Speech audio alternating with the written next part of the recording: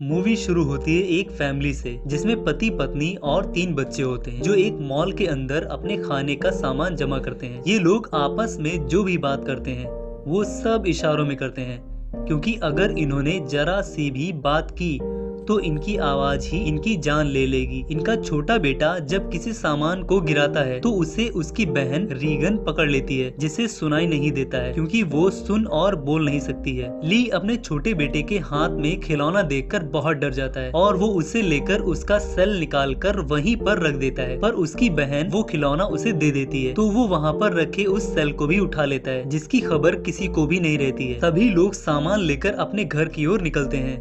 वो सब रास्ते के बीचों बीच चलते हैं जहाँ रेत पड़ी होती है, जिसे ली ने ही डाला था ताकि उनके चलने पर आवाज न हो, क्योंकि अगर इन्होंने आवाज की तो एलियन इन्हें जान से मार देगा। उस एलियन को दिखाई नहीं देता है, वो सिर्फ और सिर्फ आवाज को ही सुनकर हमला करता है। सब लोग जब रास्ते में चल रहे होते हैं तभी ली का छोटा बेटा उस खिलौने को चालू कर लेता है जिसे उसकी बहन ने दिया था। उस खिलौने की आवाज की वजह से वो एलियन उसे जान से मार देता है। ये एलियन देख नहीं सकते हैं क्योंकि इनकी आंख नहीं होती है, पर इनकी सुनने की क्षमता सबसे ज्यादा मजबूत होती है। ली ने अपने घर के बाहर हर तरफ एलियन पर नजर रखने के लिए कैमरे लगा रखे थे। ली दूसरे देशों से संपर्क करने की कोशिश करता है जहां उसे कुछ हासिल नहीं होता है। एवलिन जो पेट से होती है वो अपने बच्चे की तैयारी करती है ताकि उस एलियन से उसे बचा सके। इधर ली आग जलाकर वहां बसे लोगों की खबर लेता है कि वो अब जिंदा है या नहीं। जब रीगन अपने भाई के साथ लूडो खेल रही होती है तो वहाँ पर रखा लैंप गिर जाता है, जिसे ली बुझाकर शांत रहने को बोलता है, पर उस लैंप की आवाज की वजह से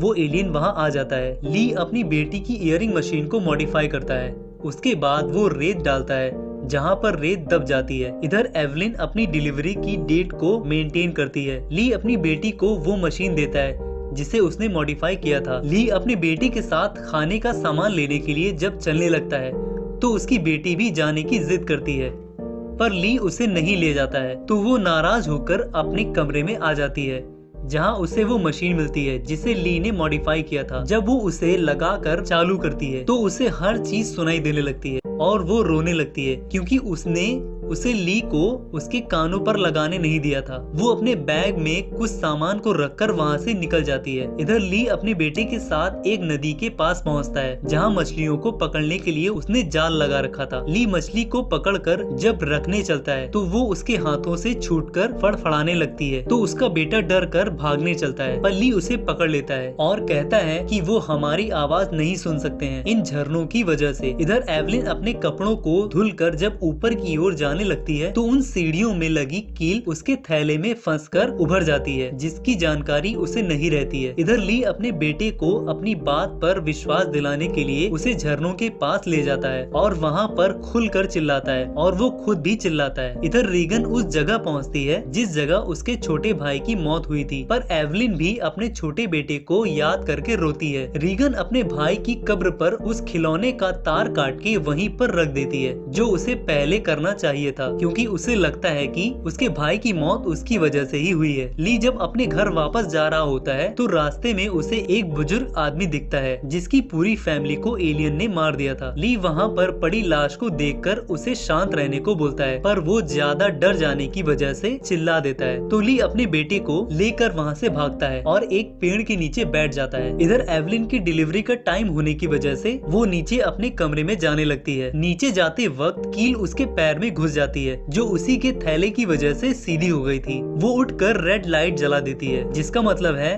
वो एलियंस उसके घर के अंदर आ चुके हैं। जब वो वापस ऊपर जाने लगती है एलियन दिखता है जिसे देखकर वो नीचे छिप जाती है। इधर ली जब अपने घर के पास पहुंचता है तो वो रेड लाइट देखकर घर की ओर भागने लगता है। इधर जहां एवलिन छिपी होती है वहां पर वो एलियन आ जाता है, पर एवलिन ने उससे बचने के लिए अपनी घड़ी में अलार्म लगाकर रखा था, जिसके बजते ही एवलिन वहां से बचकर ऊपर आ जाती है। ऊपर आकर अपने बाथ टब में बैठ जाती है। इधर एलियंस का ध्यान भटकाने के लिए ली का बेटा आतिशबाजी कर देता है, जिसकी आवाज सुनकर रीगन अपने घर की ओर भागती है जो वहाँ पर सो गई थी अपने भाई की कब्र पर। ली मौका देखकर अपने घर के अंदर आता है और उसी बाथ टब के पास पहुँचता है जिसमें एवलिन बैठी थी।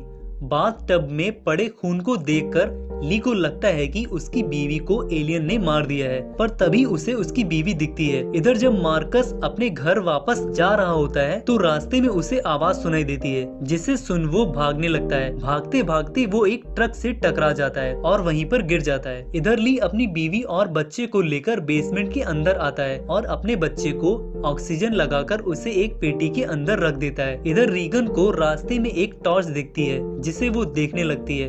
तभी उसके पीछे वो एलियन आ जाता है। जब वो एलियन आवाज सुनने लगता है तभी रीगन की इयरिंग मशीन आवाज करने लगती है, जिसकी आवाज से वो एलियन कमजोर पड़ने लगता है और वहां से भाग जाता है। उसके जाते ही उसे महसूस होता है कि एलियन उसके नजदीक आ गया था। इधर जब एवलिन को होश आता है तो वो अपने बच्चे को पूछती है, पर ली उसे आराम करने को बोलता है। एवलिन कहती है, आज भी मुझे लगता है कि उसे गोद में लेकर खड़ी हूँ। मैंने उसे अकेला क्यों छोड़ा, और वो अपने आप को दोषी मानने लगती है। तो ली उसे समझाता है। एवलिन ली से प्रॉमिस लेती है कि तुम हमारे बच्चों की रक्षा करोगे, उन्हें कुछ भी नहीं होने दोगे। इधर रीगन जब उस टॉर्च के पास पहुंचती है तो मार्कस उसे मिलता है। ली जब बेसमेंट से बाहर निकलता है तो वो देखता है कि उसके घर को एलियंस ने तहस नहस कर दिया है और वहाँ की पानी की पाइपलाइन को तोड़ दिया है, जो पानी बेसमेंट के अंदर जाने लगता है। मार्कस अपनी बहन के साथ आग जलाता है, पर उसकी आग का जवाब कोई नहीं देता है, मतलब कोई और आग नहीं जलाता है, जिसकी वजह से दोनों बहुत डिसअपॉइंट होते हैं। इधर जब एवलिन की आंख खुलती है तो वो देखती है कि बेसमेंट के अंदर पानी भर गया है और वहीं पर उसे एलियन दिखता है। वो पानी में उतरकर अपने बच्चे के पास उसे उठाने जाती है।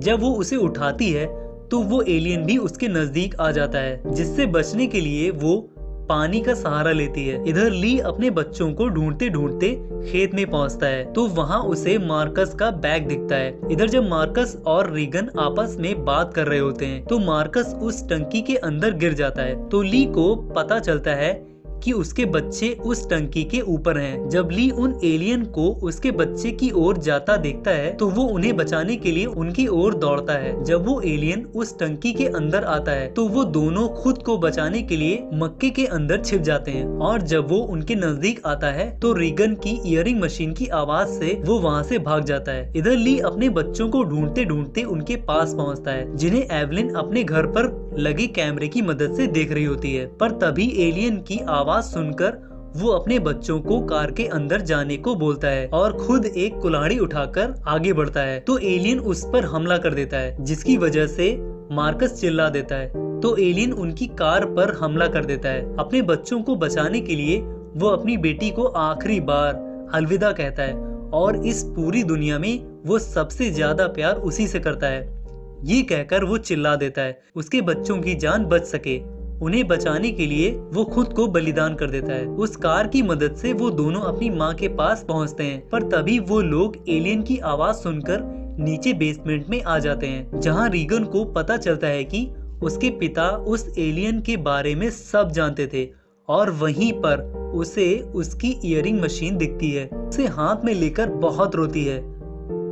वो उस मशीन को अपनी माँ को दिखाती है, जिसे देख दोनों बहुत रोते हैं। तभी वहाँ पर एलियन आ जाता है, जिस पर एवलिन बंदूक तान देती है, पर रीगन को उस एलियन की कमजोरी पता चल जाती है, तो वो अपनी इयरिंग मशीन को चालू कर देती है, जिसकी आवाज से वो एलियन कमजोर पड़ने लगता है। तभी उसकी नजर वहाँ पर रखे माइक पर पड़ती है, तो वो अपनी इयरिंग मशीन को उस माइक में लगा देती है, जिसकी वजह से साउंड प्रूफिंग बहुत तेज होने लगती है, और इस वजह से वो एलियन बेहोश हो जाता है। जब वो उठकर हमला करने चलता है तो एवलिन उस पर बंदूक चला देती है, जिसकी आवाज से बाकी एलियंस उनकी ओर आने लगते हैं, जिन्हें वो लोग स्क्रीन पर देख रहे होते हैं। तो रीगन साउंड की फ्रीक्वेंसी बढ़ाकर माइक को अपने हाथ में उठा लेती है, और यहीं से इसका पहला पार्ट खत्म होता है। Thank you.